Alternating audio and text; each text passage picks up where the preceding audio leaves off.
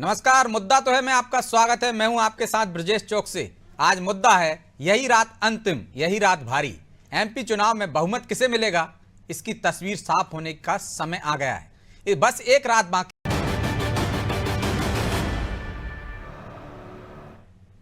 तो इस मुद्दे पर चर्चा के लिए हमारे साथ जुड़ गए हैं डॉक्टर संदीप सबलोग, कांग्रेस प्रवक्ता हैं, योगेश गुप्ता बीजेपी प्रवक्ता हैं और जयराम शुक्ला वरिष्ठ पत्रकार।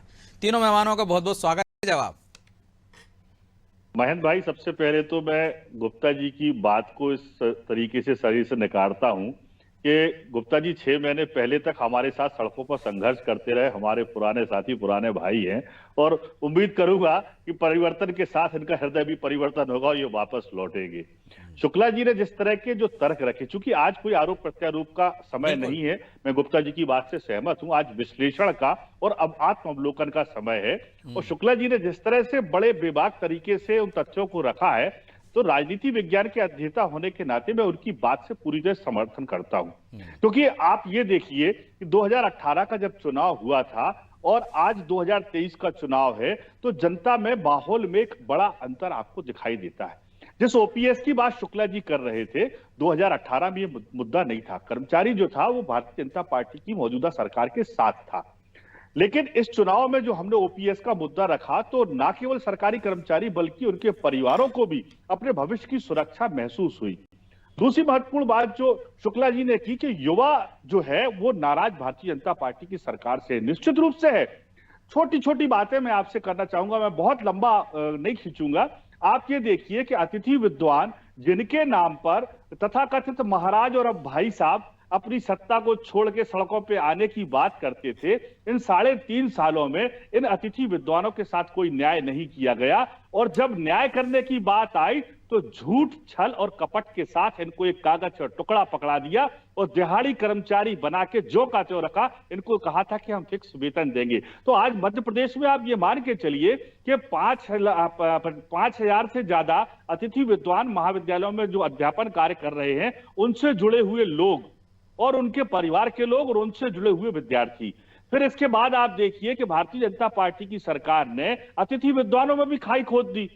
एक बना दिया जनभागीदारी वाला, एक बना दिया रिक्त पद वाला। रिक्त पद वाला प्यारा हो गया और अतिथि जो जनभागीदारी वाला है वो नफरती हो गया इनका। उनके लिए इन्होंने कोई सुरक्षा की बात नहीं की और कोई सुविधा देने की बात नहीं की। दूसरी महत्वपूर्ण बात जो पटवारी परीक्षा की बात हमारे शुक्ला जी ने की और बेरोजगारी की बात की, तो आप ये देखिए कि 18 से 30 साल तक का नौजवान इस बार मुखर होकर वोट करने निकला है और ये वोट सरकार के खिलाफ करने निकला है, क्योंकि उसने ये देखा कि या तो परीक्षाएं नहीं हो रही, परीक्षाएं हो रही तो रिजल्ट नहीं आ रहा। जी के एक पाले की बात पकड़ लिया आपने। वो तो ये भी कह रहे हैं कि लाभार्थी वर्ग से वो जो नुकसान होना था बीजेपी को, उसने भरपाई कर ली है एक तरह से, वो इस वर्ग के भरोसे है।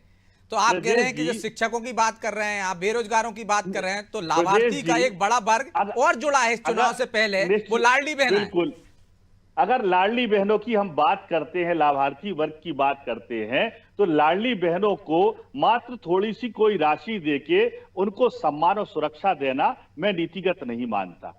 आप ये देखिए कि मध्य प्रदेश में 1,41,00,000 लाडली बहनों को इन्होंने 1,000 या 1,200 रुपए देने का प्रावधान किया और उसकी शुरुआत की। लेकिन क्या 1,42,00,000 बाकी की बहनें लाडली नहीं है, जो 18 साल से लेकर ताउम्र बैठी हुई हैं, जिनको आपने अपने लाभार्थी के क्षेत्र से छोड़ दिया, उन्हें आपने लाडली नहीं माना? तो एक तो ये इन्हें खाई पैदा कर दी कि एक लाडली है और दूसरी लाडली नहीं है। तो उन महिलाओं का, उन नारी शक्ति का, उनका वोट कहां जाएगा जिनको आपने लाडली नहीं माना? वो संख्या 1,42,00,000 है ब्रजेश जी, और जिनको ये लाभार्थी बता रहे हैं वो 1,31,00,000 है, 2,00,000 है। दूसरी महत्वपूर्ण बात मैं आपसे करना चाहता हूं कि जिन लाडली बहनों को आपने 1,000 या 1,200 देने की बात की, आपने 3.5 साल तक उनके बटुए, उनके गुल्लक, यहां तक कि उनके पल्लू में बंधी हुई चिल्लर तक महंगाई के नाम पर खाली करा दी। और आज आप उनसे कहते हैं कि हम आर्थिक रूप से संपन्न बनाने का काम करेंगे। जब 450 का सिलेंडर कांग्रेस की गवर्नमेंट में मिलता था, आप 1200 पे ले गए। बिजली का बिल आज महिलाओं को करंट मार रहा है, खाने का तेल हो, खाने का अनाज हो, ये सारी चीजों के बाजार में जो दाम बढ़े हैं, उससे उनकी छोटी छोटी जो बचतें थी, जो गुल्लक थी, जो पल्लू में बंधी हुई चिल्लर थी, वो तक तो आपने छीन ली साहब। अब वो छीनने के बाद दूसरे वो तो हाथ बहुत से आप पहले उनको देने की छीन बात, चुके, नोटबंदी में ही चले गए थे वो Yes, चिल्लर और बंदी। वो अब तो लेकिन बहुत पानी बह गए नर्मदा जी से। यस यस यस, वही मैं कह रहा हूं कि जो पानी बह चुका है और सिर से ऊपर निकल गया है, तो मुझे नहीं लगता कि इन लाडली बहनों का आशीर्वाद शिवराज सिंह जी को मिलेगा, क्योंकि इनको किसी तरह का कोई लाभ इन 3.5 सालों में नहीं मिला है।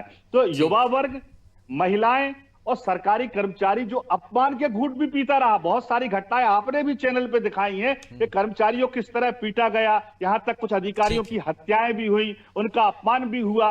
तो ये सारी की सारी बातें इस चुनाव में एक नए परिणाम के रूप में, नए सवेरे के रूप में कल से शुरुआत होगी। कमलनाथ जी मध्य प्रदेश के मुख्यमंत्री बनेंगे और